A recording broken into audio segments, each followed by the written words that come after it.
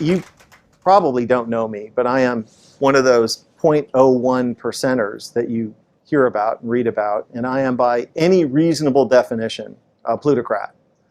And tonight, what I would like to do is speak directly to other plutocrats, to my people, because it feels like it's time for us all to have a chat. Like most plutocrats, I too am a proud and unapologetic capitalist. I have founded, co-founded, or funded over 30 companies across a range of industries. I was the first non-family investor in Amazon.com. I co-founded a company called The Quantive that we sold to Microsoft for $6.4 billion. My friends and I, we own a bank. I tell you this, unbelievable, right? I tell you this to show that my life is like most plutocrats. I have a broad perspective on capitalism and business, and I've been rewarded obscenely for that with a life that most of y'all can't even imagine. Multiple homes, a yacht, my own plane, etc., etc., etc. But let's be honest, I am not the smartest person you've ever met. I am certainly not the hardest working. I was a mediocre student. I'm not technical at all. I can't write a word of code. Truly, my success is the consequence of spectacular luck, of birth, of circumstance, and of timing. But I am actually pretty good at a couple of things. One, I have an unusually high tolerance for risk.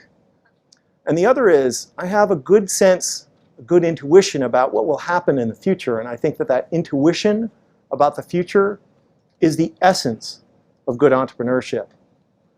So what do I see in our future today, you ask? I see pitchforks, as in angry mobs with pitchforks.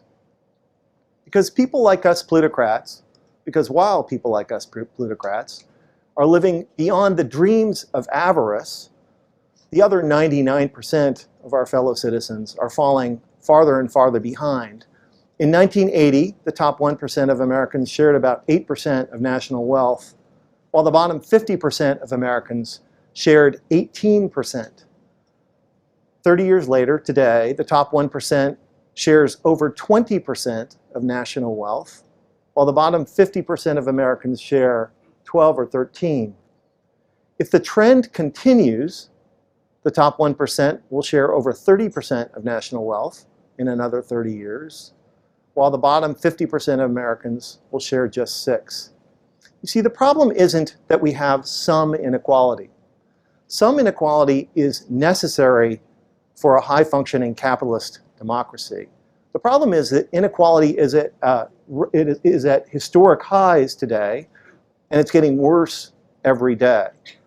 And if wealth, power, and income continue to concentrate at the very tippy top, our society will change from a capitalist democracy to a neo-feudalist rentier society like 18th century France.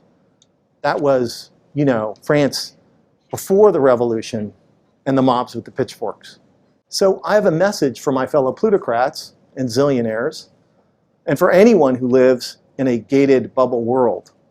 Wake up. Wake up. It cannot last.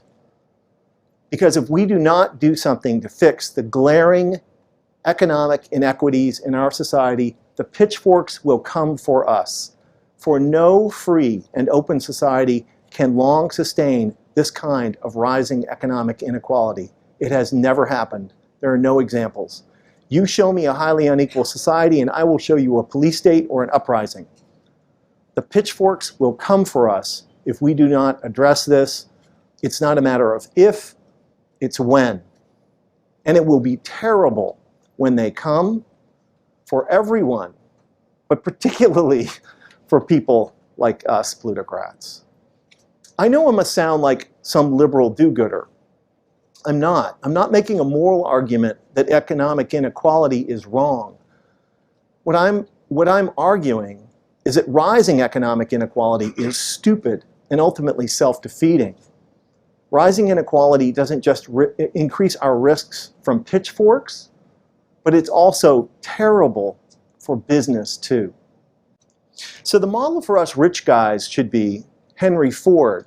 When Ford famously introduced the $5 day, which was twice the prevailing wage at the time, he didn't just increase the productivity of his factories. He converted exploited auto workers who were poor into a thriving middle class who could now afford to buy the products that they made. Ford intuited what we now know is true, that an economy is best understood as an ecosystem and characterized by the same kinds of feedback loops you find in a natural ecosystem.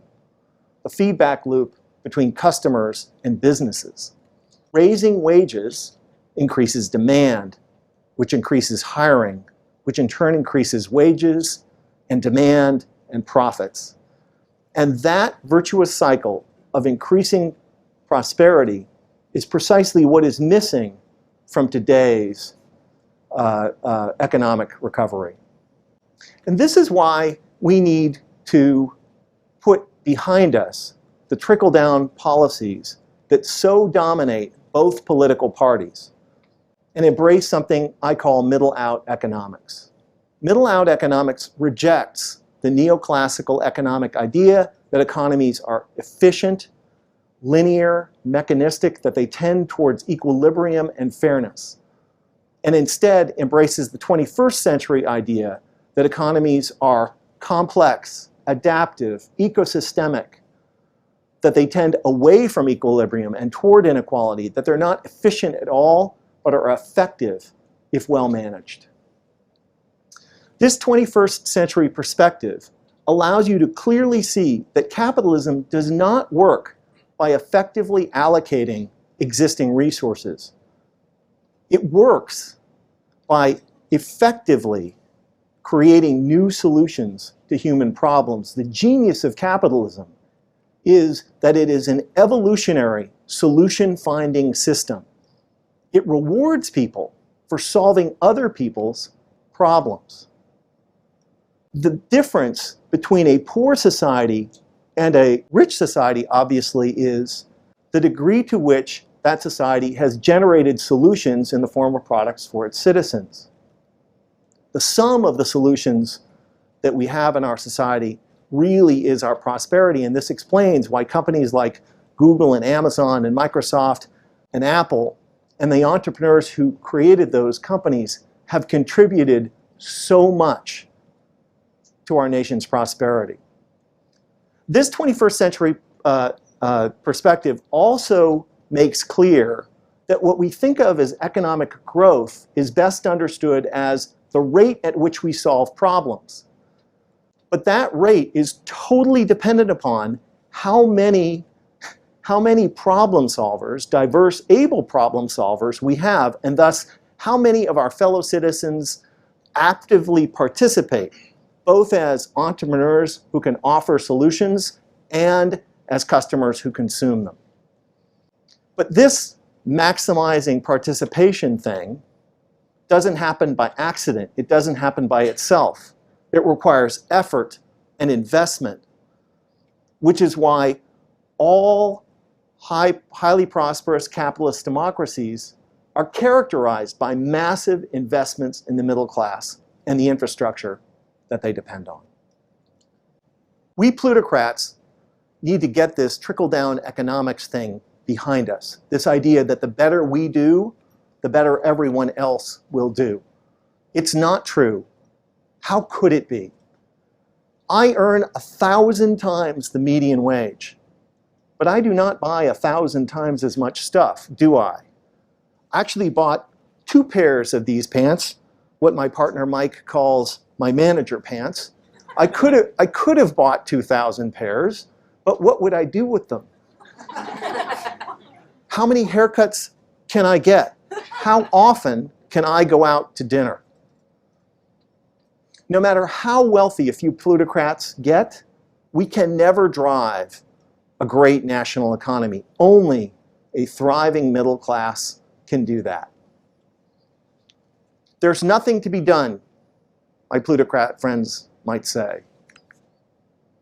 Henry Ford was in a different time. Maybe we can't do some things. maybe we can do some things. On June 19th, 2013, Bloomberg published an article I wrote called "The Capitalist Case for a $15 Minimum Wage." The good people at Forbes magazine, among my biggest admirers, called it Nick Hanauer's near insane proposal. And yet, just 350 days after that article was published, Seattle's Mayor Ed Murray signed into law an ordinance raising the minimum wage in Seattle to $15 an hour, more than double what the prevailing federal $7.25 rate is. How did this happen? Reasonable people might ask. It happened because a group of us reminded the middle class that they are the source of growth and prosperity in capitalist economies. We reminded them that when workers have more money, businesses have more customers and need more employees. We reminded them that when businesses pay workers a living wage, taxpayers are relieved of the burden of funding the poverty programs like food stamps and medical assistance and rent assistance that those workers need. We reminded them that low-wage workers make terrible taxpayers, and that when you raise the minimum wage for all businesses benefit, yet all can compete. Now, the orthodox reaction, of course, is raising the minimum wage costs jobs, right? Your politicians always echoing that trickle-down idea by saying things like, well, if you raise the price of employment, guess what happens? You get less of it. Are you sure? Because there's some contravening evidence. Since 1980, the wages of CEOs in our country have gone from about 30 times the median wage to 500 times. That's raising the price of employment. And yet, to my knowledge, I have never seen a company outsource its CEO's job, automate their job, export the job to China. In fact, we appear to be employing more CEOs and senior managers than ever before. So too for technology workers and financial services workers who earn multiples of the median wage, and yet we employ more and more of them. So clearly, you can raise the price of employment and get more of it. I know that most people think that the $15 minimum wage is this insane, risky economic experiment. We disagree. We believe that the $15 minimum wage in Seattle is actually the continuation of a logical economic policy that is allowing our city to kick your city's ass. Because you see, Washington State already has the highest minimum wage of any state in the nation. We pay all workers $9.32, which is almost 30% more than the federal minimum of $7.25, but crucially, 427% more than the federal tipped minimum of $2.13. If trickle-down thinkers were right, then Washington State should have massive unemployment. Seattle should be sliding into the ocean. And yet, Seattle is the fastest growing big city in the country. Washington State is generating small business jobs at a higher rate than any other major state in the nation. The restaurant business in Seattle, booming. Why? Because the fundamental law of capitalism is when workers have more money, businesses have more customers and need more workers. When restaurants pay restaurant workers enough so that even they can afford to eat in restaurants, that's not bad for the restaurant business. That's good for it, despite what some restaurateurs may tell you. Is it more complicated than I'm making out? Of course it is. There are a lot of dynamics at play. But can we please stop insisting that if low-wage workers earn a little bit more, unemployment will skyrocket and the economy will collapse? There is no evidence for it. The most insidious thing about trickle-down economics is not the claim that if the rich get richer, everyone is better off. It is the claim made by those who oppose any increase in the minimum wage that if the poor get richer, that will be bad for the economy. This is nonsense. So can we please dispense with this rhetoric that says that rich guys like me and my plutocrats friends made our country. We plutocrats know, even if we don't like to admit it in public, that if we had been born somewhere else, not here in the United States, we might very well be just some dude standing barefoot by the side of a dirt road selling fruit. It's not that they don't have good entrepreneurs in other places, even very, very poor places. It's just that that's all that those entrepreneurs, customers, can afford. So here's an idea for a new kind of economics, a new kind of politics that I call new capitalism. Let's acknowledge that capitalism beats the alternatives, but also that the more people we include, both as entrepreneurs and as customers, the better it works. Let's by all means shrink the size of government, but not by slashing the poverty programs, but by ensuring that workers are paid enough so that they actually don't need those programs. Let's invest enough in the middle class to make our economy fairer and more inclusive, and by fairer, more truly competitive. And by more truly competitive, more able to generate the solutions to human problems that are the true drivers of growth and prosperity. Capitalism is the greatest social technology ever invented for creating prosperity in human societies if it is well managed. But capitalism, because of the fundamental multiplicative dynamics of complex systems, tends towards, inexorably, inequality, concentration, and collapse. The work of democracies is to maximize the inclusion of the many in order to create prosperity, not to enable the few to accumulate money. Government does create prosperity and growth by creating the conditions that allow both entrepreneurs and their customers to thrive. Balancing the power of capitalists like me and workers isn't bad for capitalism, it's essential to it. Programs like a reasonable minimum wage, affordable health care, paid sick leave, and the progressive taxation necessary to pay for the important infrastructure necessary to the middle class, like education, R&D. These are indispensable tools shrewd capitalists should embrace to drive growth, because no one benefits from it like us. Many economists would have you believe that their field is an objective science. I disagree. And I think that it is equally a tool that humans use to enforce and encode our social and moral preferences and prejudices about status and power. Which is why plutocrats like me have always needed to find persuasive stories to tell everyone else about why our relative positions are morally righteous and good for everyone. Like, we are indispensable, the job creators, and you are not. Like, tax cuts for us create growth, but investments in you will balloon our debt and bankrupt our great country. That we matter, that you don't. For thousands of years, these stories were called divine right. Today, we have trickle-down economics. How obviously, transparently self-serving all of this is. We plutocrats need to see that the United States of America made us, not the other way around. That a thriving middle class is the source of prosperity in capitalist economies, not a consequence of it.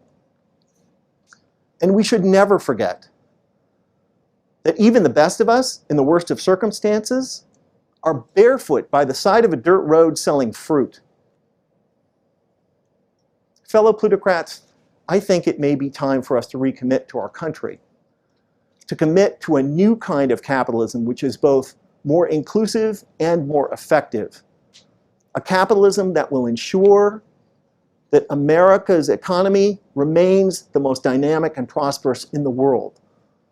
Let's secure the future for ourselves, our children, and their children.